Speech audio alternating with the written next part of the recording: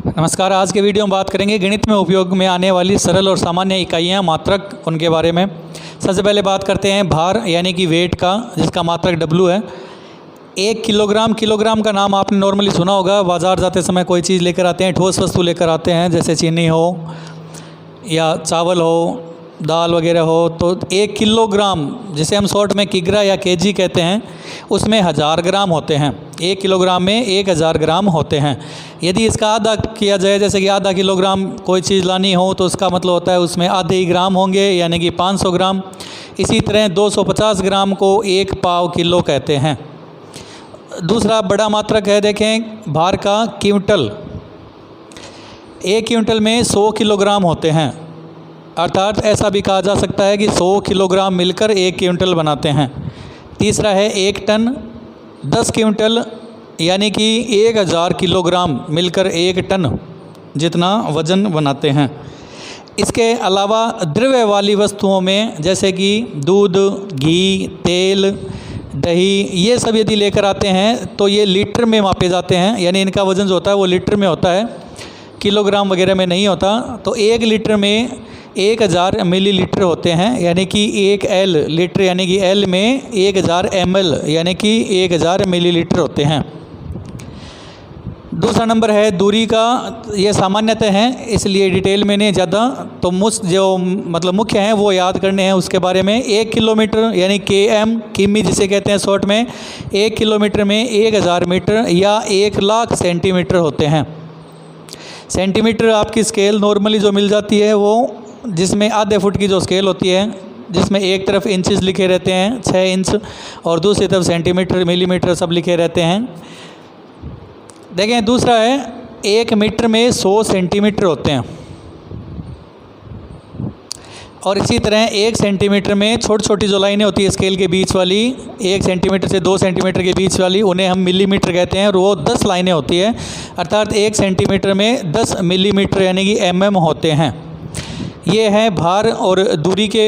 और दूरी के अलावा जो एक मुख्य और है, ऊंचाई, इसके अलावा समय, इनके बारे में हम आगे अध्ययन करेंगे, यहाँ ये नोट करें। उसके बाद में ऊंचाई यानी हाइट, 1 फुट में 12 इंच, 1 इंच में 2.5 सेंटीमीटर यानी कि 2.5 सेंटीमीटर, और 1 मीटर में 40 इंच। इसी तरह समय, मात्रक टी यानी कि टाइम, 60 सेकंड 1 मिनट बनता है, अर्थात 1 मिनट में 60 सेकंड होते हैं। 1 घंटे में 60 मिनट या 3600 सेकंड होते हैं। 1 दिन में 24 घंटे, 1 सप्ताह में 7 दिन, और 1 महीने में 30 दिन सामान्यतः। कईयों में आप देखते हैं कि 28 दिन, फरवरी में 29 दिन भी होता है, 30 भी होता है, और 31 भी वाले भी महीने होते हैं, तो सामान्यतः 30 दिन मानते हैं। एक लीप वर्ष में 365 सही 1/4 दिन या 12 महीने, और 1 लीप वर्ष में 366 दिन या 12 महीने होते हैं। बात करते हैं ए लीप वर्ष और लीप वर्ष की। ए लीप वर्ष का मतलब होता है जिसमें फरवरी 28 दिन की हो, और सामान्यतः पहचान हम ऐसे कर सकते हैं कि जिस वर्ष का अंक का लास्ट 2 अंक जो हैं, यदि वो 4 के पहाड़े में पूरे पूरे चले जाते हैं तो वो ए लीप वर्ष नहीं कहलाता, यानी लीप वर्ष हो जाता है। और जिसमें 4 का भाग लास्ट के 2 अंकों में पूरा पूरा नहीं जाए तो वो ए लीप वर्ष कहलाता है। जैसे बात करते हैं, अभी चल रहा 2020 के अंतिम 2 अंक हैं 20, इसका मतलब यह लीप वर्ष है, क्योंकि 4 का भाग पूरा पूरा चला जाता है, और इस वर्ष में 366 दिन और फरवरी महीने में 29 दिन थे।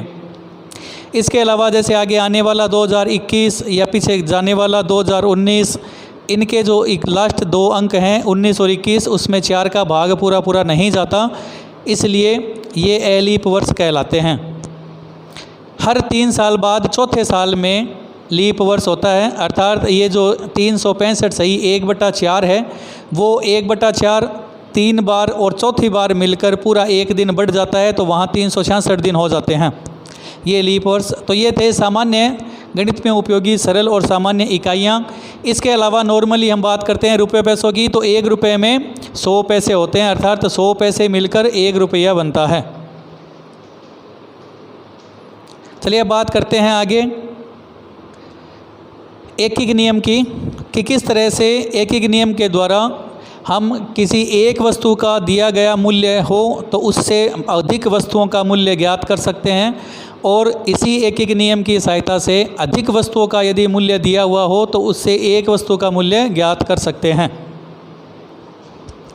एकीक नियम के अनुसार एक वस्तु का मूल्य यदि हमें पता हो या दिया गया हो सवाल में और ज़्यादा वस्तुओं का मूल्य ज्ञात करना हो तो गुणा करते हैं। देखिए उदाहरण पहला, एक पेन का मूल्य 5 रुपये और 7 पेनों का मूल्य ज्ञात करो या बताओ। एक का हमें पता है 5 रुपये और 7 यानी ज़्यादा का पूछा है, तो इन दोनों को गुणा करेंगे, 5 × 7 यानी कि 35 रुपये हो जाएंगे।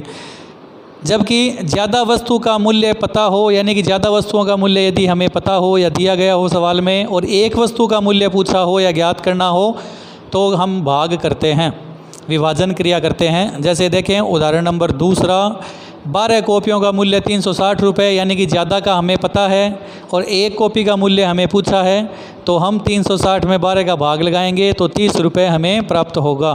तो ये है एकीक नियम, और एकीक नियम की सहायता से हम एक वस्तु का मूल्य पता हो तो ज़्यादा का ज्ञात कर सकते हैं, और ज़्यादा का यदि हमें पता हो तो एक का ज्ञात कर सकते हैं। चलिए बारी है अब होमवर्क की, समझें और हल करें।